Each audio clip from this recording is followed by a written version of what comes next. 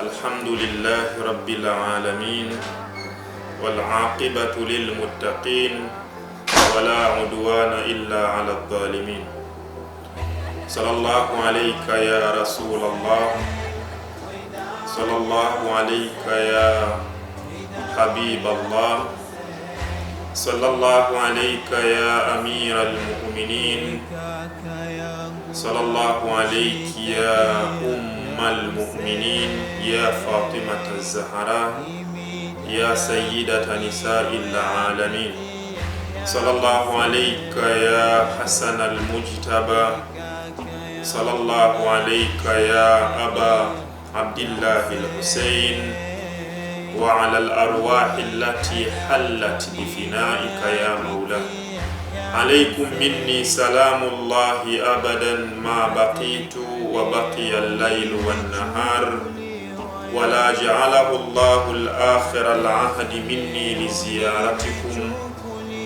السلام على الحسين وعلى علي بن الحسين وعلى أولاد الحسين وعلى أنصار الحسين وعلى شيعة الحسين ورحمة الله وبركاته. طبتم والله وفازت الأرض التي فيها دفنتم، فيا ليتنا سيدي كنا معكم ونسير على هداكم فنفوز فوزا عظيما. إنا لله وإنا إليه راجعون، وسيعلم الذين ظلموا حق آل محمد أي منقلب ينقلبون. السلام عليكم ورحمة الله وبركاته. Baada ya kumshukuru Allah subhanahu wa ta'ala na kutaka rahma na amani ziende kwa kipenzi wa umma nabiyuna Muhammad sallallahu alayhi wa alihi wa sallam, leo kama Muharram 2 na vikao vyetu hivi ni endelevu vya kumzungumzia imamu watatu katika maimamu ambao wamebashiriwa ni Allah subhanahu wa ta'ala kupitia kinywa kitukufu cha Mtume Muhammadin sallallahu alayhi wa alihi wasallam, ikiwa ni masiku yake ya majonzi, na kwa Waislamu pia ni masiku yetu ya majonzi. Makani al-Imam al-Husayn fi al-Islam, makani al-Imam al-Husayn inda an-Nabi, makani al-Imam al-Husayn fi al-Quran, nafasi ya Imam al-Husayn katika Uislamu, nafasi ya Imam al-Husayn kwa Mtume Muhammad, nafasi ya Imam al-Husayn katika Qur'ani, ambayo ndiyo mada yetu ya leo na masiku yetu haya ya mwezi mtukufu wa Muharram. Ndugu zanguni, hadithi nyingi zinazozungumza fadhila za Ahlul Baiti katika wanadamu na Uislamu kwa ujumla ni nyingi sana.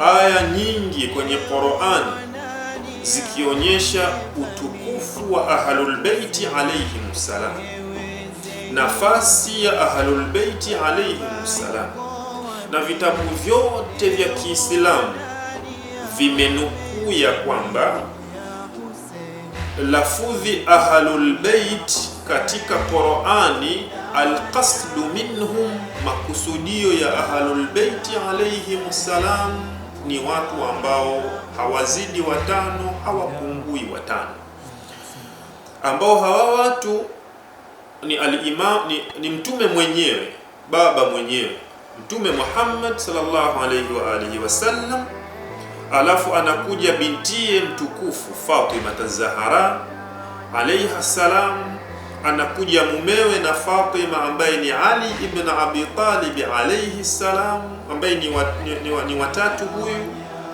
Alafu anakuja Imam al-Hasan ambaye ndiyo mtoto wa kwanza wa Bibi Fatima, ndiyo mtoto wa kwanza wa Ali ibn Abi Talib. alafu wa tano ni al-Imam al-Husaini alayhi salam. Katika tafsiri ya ahlul bait au ahal au qurba waliokusudiwa ni Mwenyezi Mungu katika Qur'an ni hawa watano. Tasoma aya mbili katika sura tofauti tofauti. Fungua katika Qur'ani utakutana na sura inasema ya kwamba innama ba'da al-isti'adha wal basmala innama yuridu Allah liyudhhiba ankumur rijsa ahlal bait wa yutahhirakum tatheera. Allahumma salli. Lafudhi ahlul bait tafsiri yake, angalia katika tafsiri waliokusudiwa ni hawa watu watano nimemaliza kuwataja. Fungua katika Qur'ani utakuta sura ambayo ilikuja kuwajibu Makuraish walivyotaka kutoa congratulation kwa mtume, hongera, pongezi, asante kwa mtume alivyokuwa amefanya katika jamii ile, lakini mtume akashindwa kuambia mnilipe nini mimi. Allah subhanahu wa ta'ala ndio anayejua nini cha kunilipa mimi.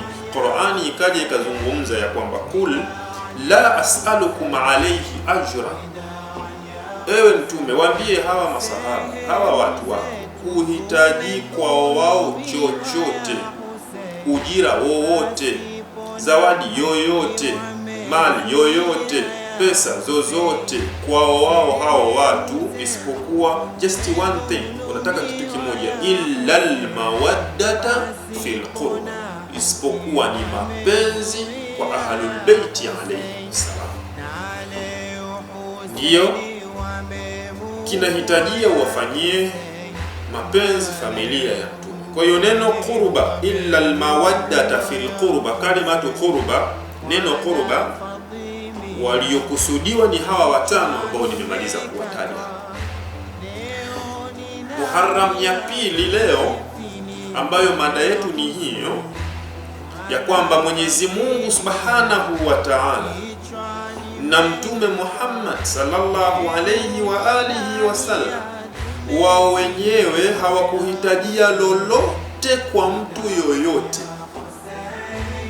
hawakuhitajia lolote kutoka kwa mtu yoyote kwenda kwa ahlul baiti au Mtume Muhammad, isipokuwa ni mapenzi ya dhati, ni mahaba ya dhati, kuwafuata ahlul baiti kwa moyo, kiimani na kiakili pia. Lakini umma ule ule ukaja ukafanya mambo vice versa, kinyume, mambo yakawa hovyo hovyo, nje ya makusudio ya nani? Ya Qur'ani, nje ya makusudio ya nani? Ya Mtume Muhammad, nje ya makusudio ya nani? Ya ahlul bait na Uislamu biakmali. Angalia nafasi ya al-Imam al-Husayn alayhi salam. Al-Imam al-Husayn alayhi salam, inafikia muda Mtume Muhammad sallallahu alayhi wa alihi wasallam anatoa maneno haya matakatifu mazuri maarufu katika kila msomi anayajua haya maneno.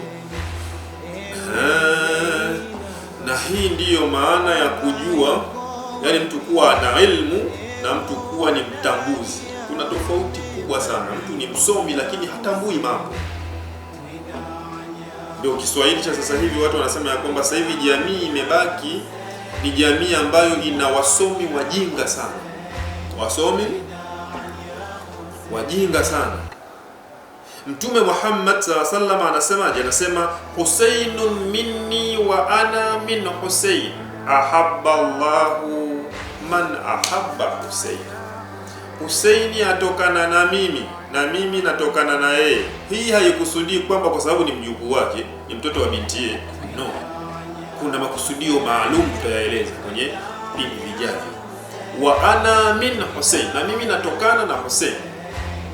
Ahabba Allahu, Mungu anampenda man ahabba Husaina, yule ampendaye Husaini, yule anayemfuata Husaini, yule anayefuata muongozo wa Husaini, malezi ya Husaini, tarbia ya Husaini, msimamo wa Husaini, kuongea kwa Husaini, vitendo vya Husaini, kutembea kwa Husaini, nadharia ya Husaini, mtazamo, ile power ya kufikiria, thinking capacity ya Husaini, huyo atapendwa ni Allah subhanahu wa ta'ala. na atakayeenda against of Imam al-Hussein alayhi salam, Allah subhanahu wa ta'ala atamfukuza, atakuwa hayupo katika mamlaka yake ya kiwanadamu na kiwenyeji wa Uislamu na mapenzi pia. Imam al-Hussein alayhi salam, katika moja ya nafasi yake aliyokuwa ni mtukufu zaidi kuliko maswahaba wote katika ulimwengu wote, siku moja al-Imam al-Hussein alayhi salam, kisa kifupi, Mtume Muhammad alikuwa yuko mimbari anasalisha, alikuwa yuko mihrabu anasalisha, alikuwa yuko mimbari anatoa hutuba ya Ijumaa. Msikiti umejaa maswahaba wote unaowajua na usiowajua, anatoa hutuba. Amefika katikati ya hutuba, Husaini anatembea, anapita katikati ya watu, mdogo, miaka 2-3, anatambaa mdogo, anatembea, anaanguka, anatembea mpaka kwenye mimbari. Mtume anakata hutuba ya Ijumaa, anambeba al-Imam al-Husaini, anamweka hapa, anaendeleza hutuba ya Ijumaa. Maswahaba wakashangaa, haijatokea kwa yoyote, sio Ali, sio Fatima binti yake, sio Hassan, imetokea kwa Husaini tu.